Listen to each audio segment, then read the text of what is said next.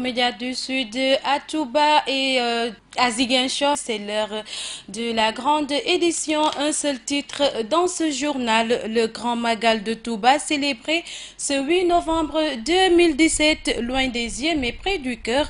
La capitale du Sud était au cœur de l'événement avec la mosquée mouride de Tilène qui était le point de convergence des adeptes de cette confrérie.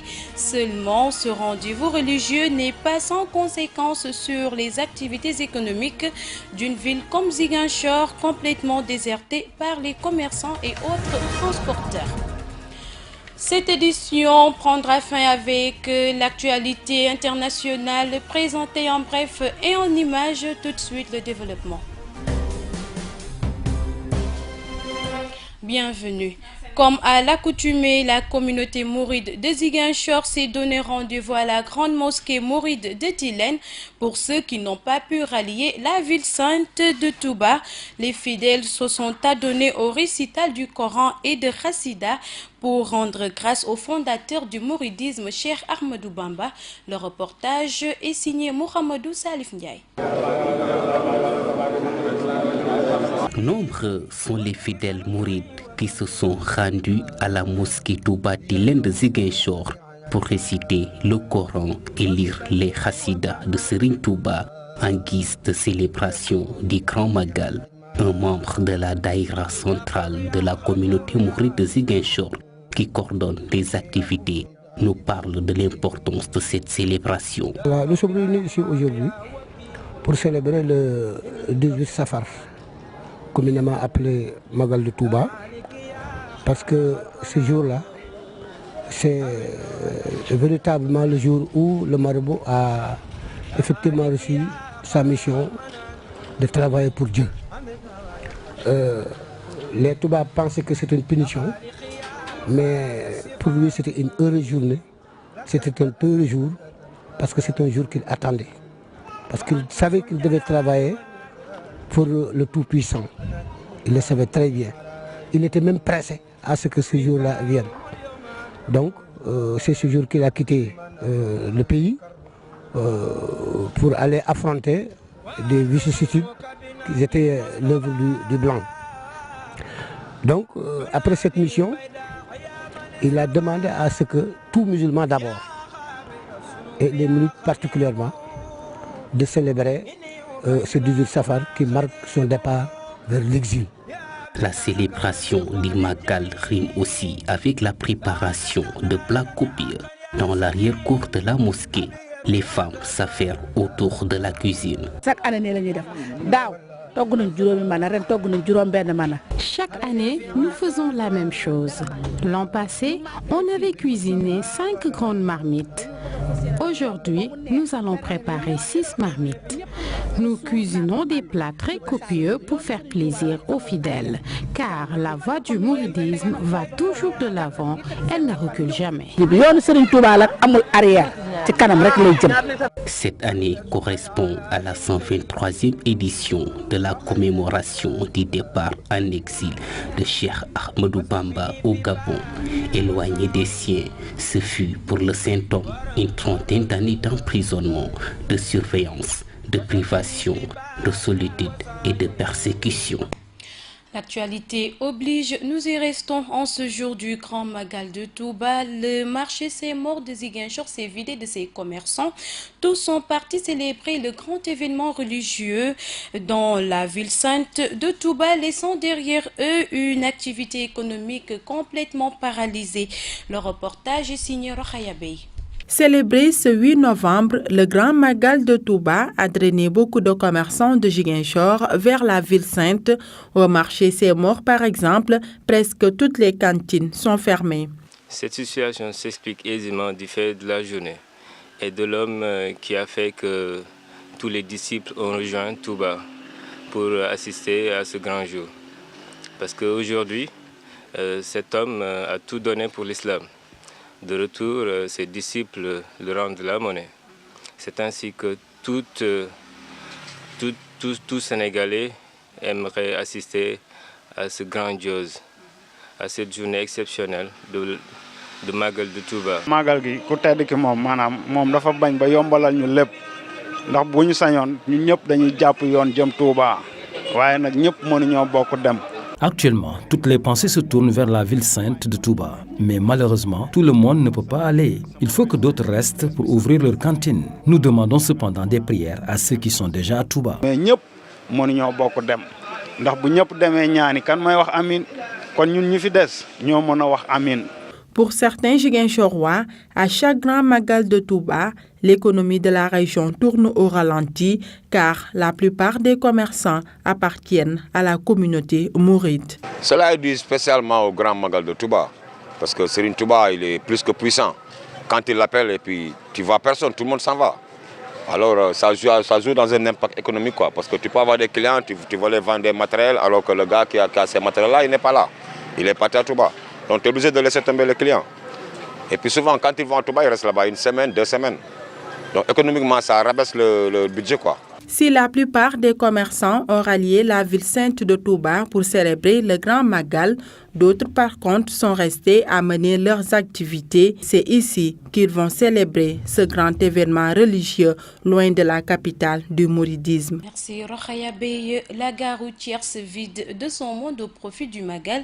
Pas beaucoup de mouvements en ce jour. La plupart des occupants ont pris la destination de Touba. Du coup, le nombre de véhicules qui quittent Ziguinchor pour les autres parties du pays est revu à la baisse, une situation qui se répercute sur le petit commerce.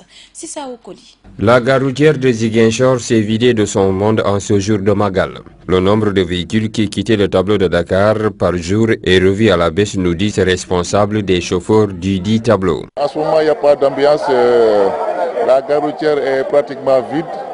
Il n'y a pas de clients, il y a peu de clients. Bon, pratiquement, il n'y a pas de boulot, quoi. Et pendant 5 jours, ça a bien marché. Mais là, en ce moment, c'est vide, quoi. Il n'y a personne. Vers Dakar, on n'a eu que 10 voitures, 10. Et avant, on avait pratiquement une vingtaine de voitures. Une situation qui n'est pas sans conséquence chez les restauratrices qui voient leur chiffre d'affaires chuter. Madame Diata, restauratrice à la gare routière de Ziguinchor. Quelques jours avant le Magal, ma place a refusé du monde. Mais aujourd'hui, ce n'est pas le cas. Mais auparavant, à pareille heure, je n'avais plus quoi vendre, car ça marchait très bien. Et c'est comme ça que ça se passait à chaque événement religieux. Et cela peut se comprendre parce que c'est le Sénégal. C'est un pays où on accorde une grande importance à la religion.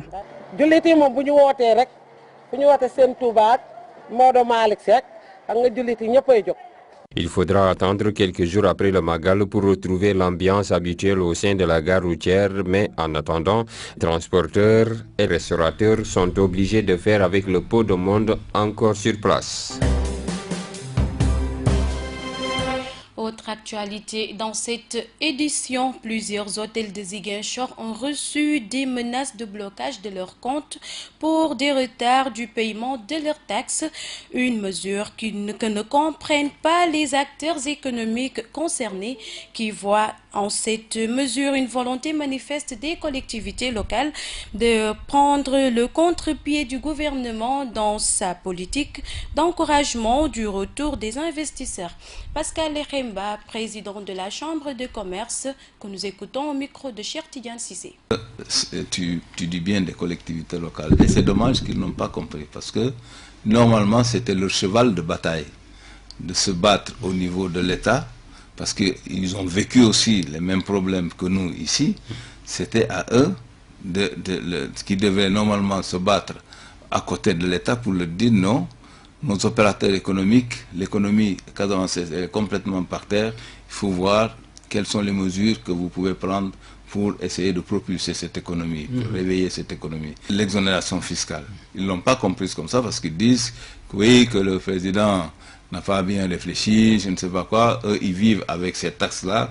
Et où est-ce qu'ils vont trouver l'argent pour gérer leur population? Mais c'est la même chose. C'est la même chose. Nous, nous gérons des gens ici.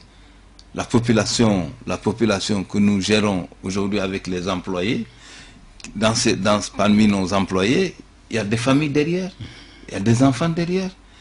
Et nous payons des taxes ici. Nous payons l'électricité, l'eau, le personnel, les charges du personnel et tout ça.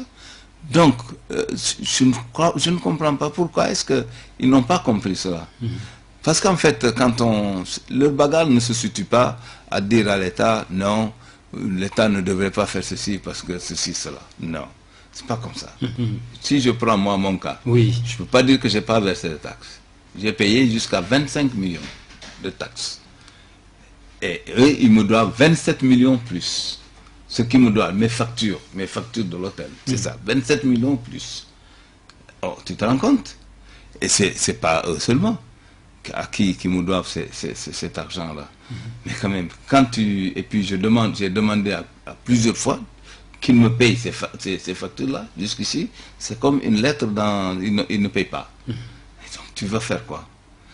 Ils prennent l'autorité pour fermer nos comptes et tout ça, ce qui n'est pas juste.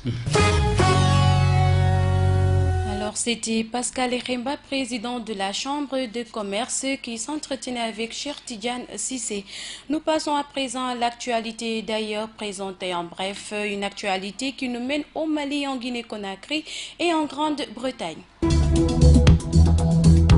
Au Mali, des soldats maliens capturés par les djihadistes font bien partie des tués par un raid de la force française Barkhane en octobre, ont affirmé mardi l'AFP. Un responsable du ministère malien de la Défense et un proche des militaires tués.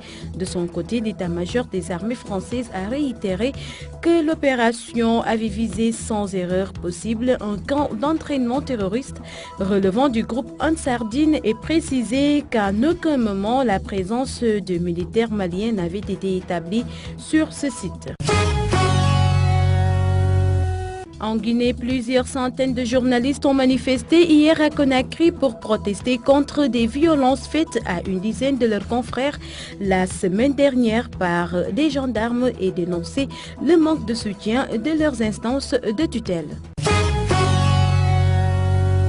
À Londres, la famille royale est décidément au cœur des Paradise Papers. C'est au tour du prince Charles de se retrouver épinglé par cette enquête sur l'optimisation fiscale. L'héritier du trône britannique aurait, via un de ses fonds d'investissement, pris des parts dans une société offshore spécialisée dans la vente des crédits carbone. L'entreprise souhaitait un changement de politique en incluant les forêts vierges dans le calcul de ses crédits, une position qu'a défendue publiquement le prince Charles au cours de nombreuses interventions. Voilà qui met fin à cette édition présentée par Eva Sagna, mise en onde par Mafou Kouyaté. Merci à toute l'équipe technique et rédactionnelle de GMS FM et GMS.sn. Amis auditeurs, nous vous donnons rendez-vous demain dans une autre édition. D'ici là, portez-vous bien, restez avec nous, car tout se passe ici. Au revoir.